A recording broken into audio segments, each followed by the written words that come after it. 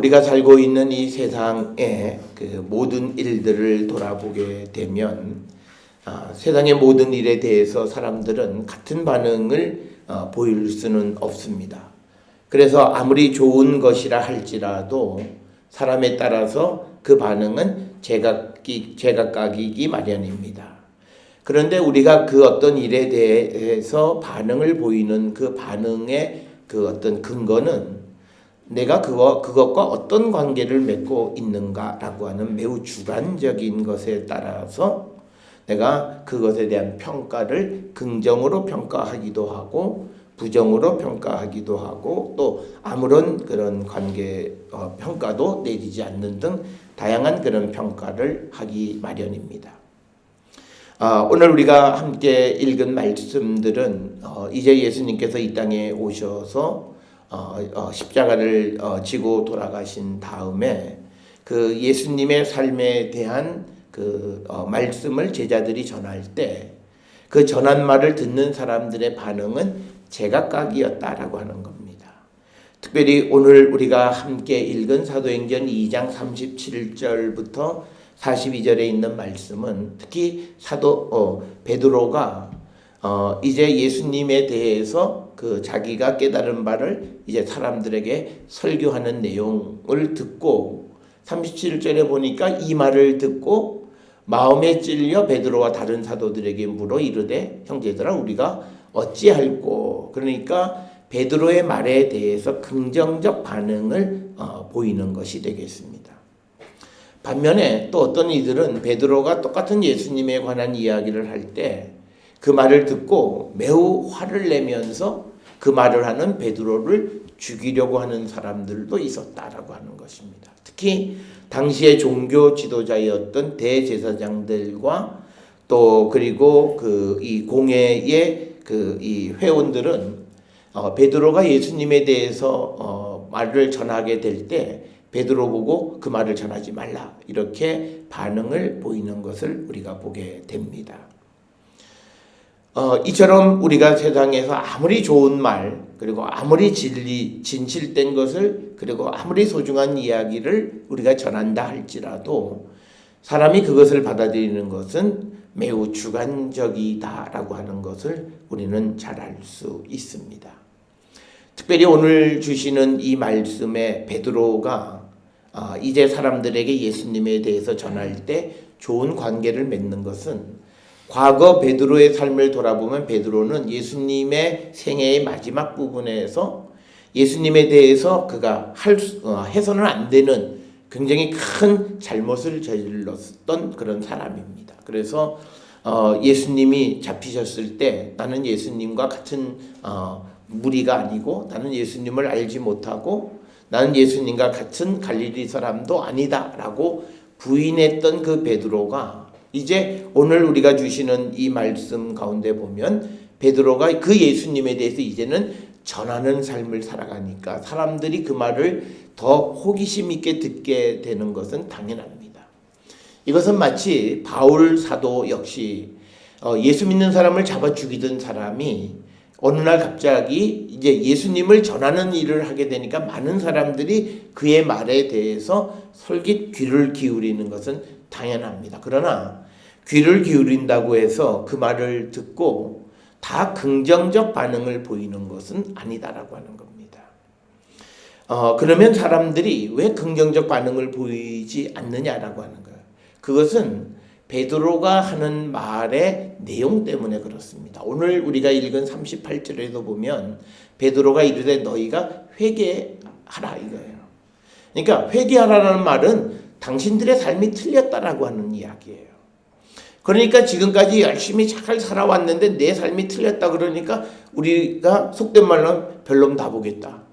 그리고는 그가 하는 말에 대해서 부정적 반응을 보이는 사람이 있는 반면에 어떤 이들은 똑같은 말을 해도 그 말에 도전을 받아서 그래 내 삶을 다시 한번 회개하라고 그러면 그 말을 듣고 베드로한테 그러면 내가 어떻게 해야 되지? 라고 물어보는 사람이 있다라고 하는 겁니다.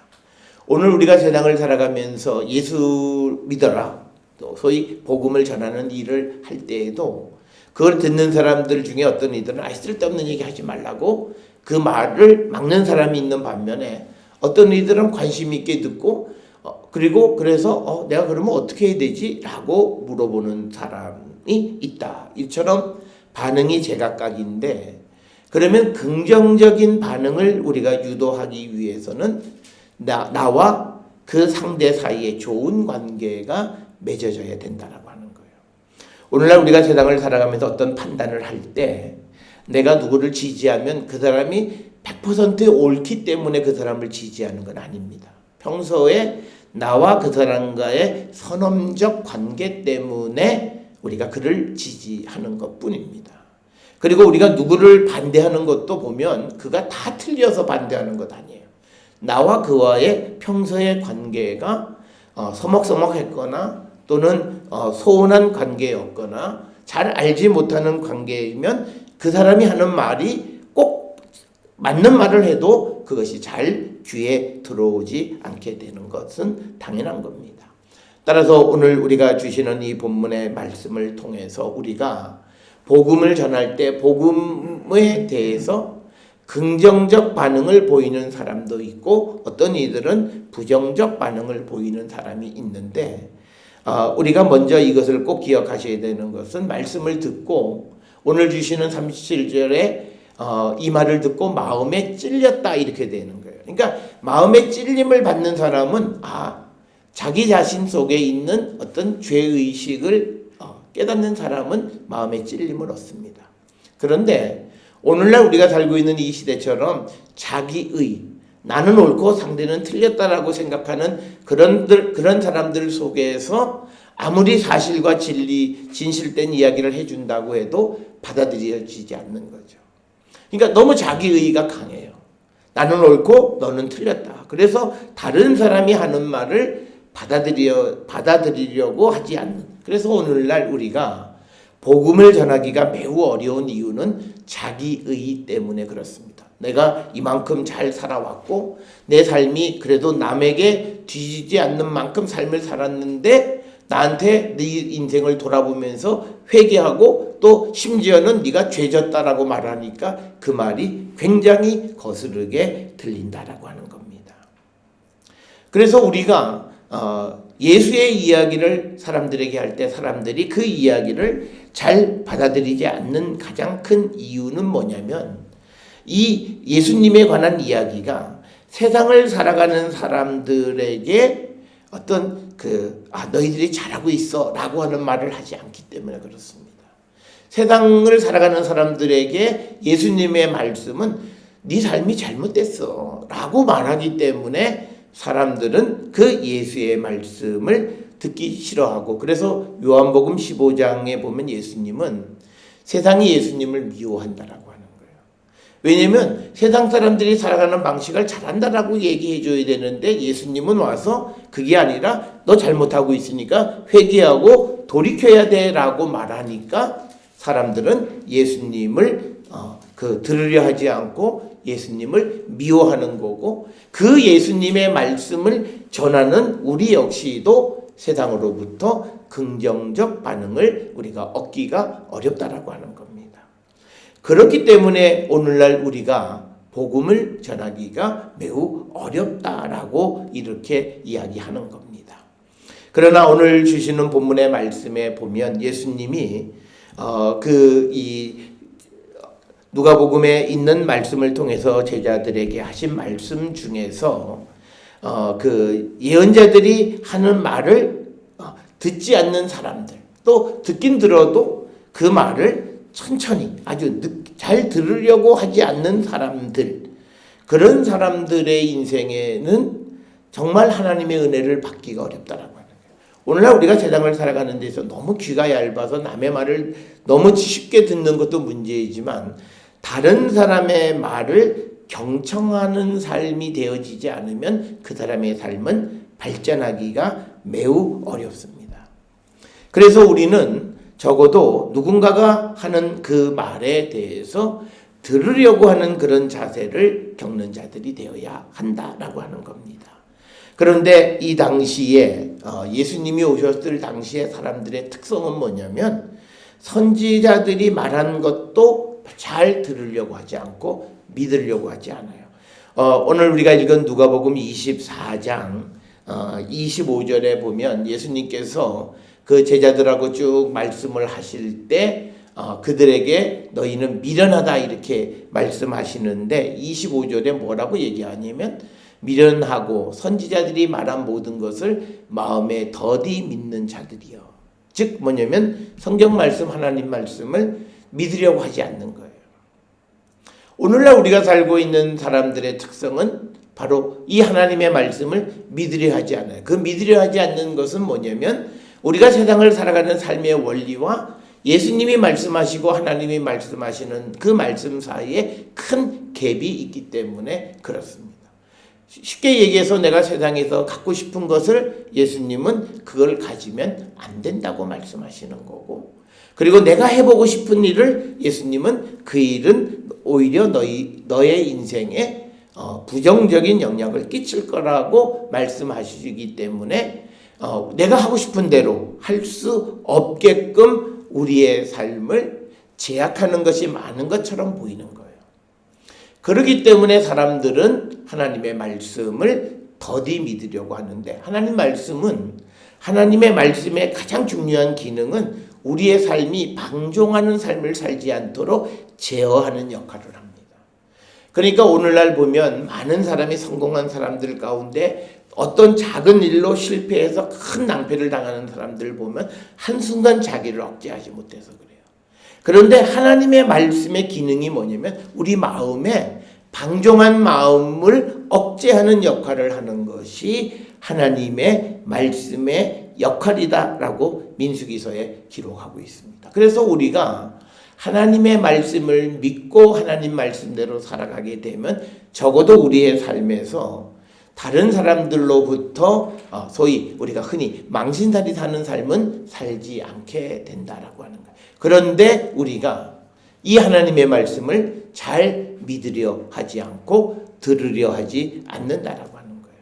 오늘 우리가 읽은 사도행전의 말씀에서 이 사람들이 베드로가 전한 말씀을 듣고 우리가 어떻게 해야 되겠느냐라고 하는 그런 질문을 하게 되어져서 베드로가 그 길을 가르쳐 주는 거죠. 회개하면, 그래서 예수님의 이름으로 세례를 받으면 성령을 선물로 받게 될 것이다 라고 하는 거예요. 그래서 그 말을 따랐던 사람들, 사도행전 2장 40절로 42절에 보니까 그들이 하루에도 3,000명이나 예수의 그 베드로가 전하는 예수님을 믿게 되어졌다라고 하는 거죠. 오늘 우리가 살아가는 이 시대에 코로나19가 우리의 삶에 부정적인 영향을 준 것도 많지만 긍정적인 영향을 준 것도 많아요. 그 중에 하나는 인간의 한계를 깨닫게 한 겁니다. 그러니까 우리는 과학과 기술 그리고 모든 문명으로 세상을 정복할 수 있다고 생각했고, 우리가 4차원 시대를 이야기하면서 이제는 인간이 최대로 아주 편안한 삶을 살아가는 그런 AI 시대가 도래하리라고 생각했었는데, 지금 우리 사회는요 AI에 대해서는 단 한마디도 얘기하지 않아요. 지금 어떻게 보면 19세기로 돌아간 거예요. 어떻게 보면 중세로 돌아간 거예요. 중세에 흑사병이 왔을 때 그 어떻게든지 그 병을 몰아내려고 하는, 그러니까 최첨단의 시대에 가장 원시적인 시대로 돌아가고 그 문제를 해결하지 못해서 전 세계가 전전긍긍하는 이런 시대 속에서 우리에게 가르쳐 주는 건 뭐냐면 이것이 어떤 하나님, 즉 이 신에 대한 존재를 우리가 인정하지 않을 수가 없다라고 하는 거예요. 이 AI 시대로 가면서 많은 사람들이 걱정했던 건 뭐냐면 이제는 하나님의 존재가 필요 없는 시대가 된다라고 하는 거예요. 그런데 그 시대의 문턱에서 이제 하나님의 존재에 의존할 수밖에 없어요. 지금 우리가 살고 있는 이 시대에 코로나를 물리치고 하는 거는 뭐냐면 자연적으로 전염이 안 되기를 바라는 거예요. 보균해도 상관없어요. 근데 그 사람이 균이 있어도 남한테 전파만 안 해주면 돼요. 근데 이거는 누가 그 균을 가지고 있는지, 그러니까 쉽게 얘기하면 요행에 바랄 수밖에 없는 거예요. 이걸 우리가 종교적으로 얘기하면 하나님에게 바랄 수밖에 없다. 성경에 역대하에는 뭐라고 되어 있냐면 이 땅에 전염병을 주시는 것도 하나님이고 또 전염병을 물리치게 하는 것도 하나님인데 우리에게 전염병 주시는 이유는 딱 하나예요. 너희들이 나를 믿고 나에게로 돌아오면 전염병을 몰아내 준다라고 하는 거예요. 그러니까 오늘날 우리가 이제 이 코로나가 끝나는 시대에 한국 교회가 자성하는 것 중 하나는 뭐냐면 지금까지 한국 교회는 하나님의 말씀대로 되어진 게 아니에요. 뭐 교회가 크고 몇만 명이 모이고 10만 명이 모이지만 그들의 모든 것이 성경과는 다른 믿음의 삶을 살았어요. 그러니까 하나님이 너희들이 그렇게 교회에 와서 예배하고 나를 뭐 찬양하고 그게 거룩한 것 같지만 역겹다는 거예요. 내 말대로 살지 않고 자기 멋대로 살아가고 그런 삶을 살아가면서 그게 믿음이 있는 것처럼 살아가는 그런 우리들에 대해서 경종을 울려준 말씀이 바로 이것이 코로나19라고 하는. 그래서 어떻게 보면 이 최첨단의 시대에 어떤 최첨단의 어떤 그런 재앙이 임한 것이 아니라 최첨단 시대에 가장 원시적인 재앙이 우리에게 임했을 때 이 최첨단의 기술은 아무것도 할 수가 없어요. 그래서 어떻게 하여튼 이것이 잦아질 때까지 기다리는 수밖에 없는 그리고 일기의 변화에 의존할 수밖에 없는 그런 시대를 우리가 살아가고 있고 그래서 이제 우리에게 준 건 뭐냐면 또 다시 어떤 전염병이 어떻게 우리를 공격할지 아무도 알 수가 없어요. 그럴 때 우리가 바랄 수 있는 건 딱 하나예요. 하나님의 도우심, 하나님의 자비하심. 그래서 우리가 경거망동한 삶을 살아가기보다는 조금은 겸손한 삶을 살아가는 그런 자. 그래서 성경이 우리에게 주는 말씀은 인간이 필요한 모든 복을 하나님이 주시지만 그 복을 가졌다고 해서 교만한 삶을 살아가는 것을 원치 않으신다는 거예요. 많은 것을 하나님이 우리에게 주시면 더 겸손한 삶을 살아야 되는데 사람들이 그런 삶을 살지 못했고 그 말씀을 받아들이지 않고 살았기 때문이다. 그래서 우리가 말라기 2장 7절부터 9절에 보면 오늘날 우리가 겪고 있는 이 시대가 뭐냐면 하나님의 말씀을 사람들의 입맛에 맞게끔 사람에게 치우쳐서 성경을 해석해줘요. 그러니까 모든 것이 하나님이 원하시는 대로가 아니라 사람의 입맛에 맞는 말씀들. 그러니까 적어도 많은 교회들이 괜찮다. 세상은 그냥 괜찮다. 그런데 지금 우리가 살고 있는 이 시대는 괜찮은 게 아니라는 거예요. 그래서 성경에서 사람들이 하나님의 말씀을 사람의 입맛에 맞게끔 해주면 사람들이 그것이 더 흥할 것 같은데 그때 하나님은 그들에게 저주를 내린다 이렇게 되어 있습니다. 그래서 오늘 우리가 살고 있는 이 시대의 기독교가 자기를 돌아보고 자성하는 것은 이제 교회가 부흥, 발전, 성장 이런 것 때문에 소위 말하면 약간 사기성 있는 복음을 전하는 거예요. 오늘날 우리도 마찬가지예요. 누가 사업을 잘하려면 약간 사기성이 있으면 이게 막 흥하고 사람들이 되고 그 다음에 무슨 건물을 짓고 아파트를 짓고 분양할 때도 사기성이 있으면 막 사람들이 난리가 나는 것 같아요. 그런데 하나님은 그런 것을 원치 않으신다는 거예요. 그래서 우리가 하나님의 말씀을 듣고 우리 자신을 돌아보고 그 하나님의 말씀대로 돌아가기를 결단할 때 비록 우리에게 재앙으로 말미암아 모든 것이 깨어진 것 같지만 그러나 우리의 삶을 하나님이 다시 회복시켜 주신다라고 하는 그 약속의 말씀입니다.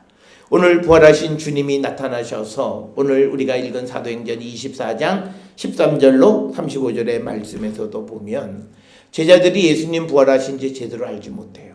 그런데 예수님이 하나님의 말씀으로 아주 자세하게 예수님에 대해서 설명해 주니까 그 말씀을 들을 때 그들이 깨달아요.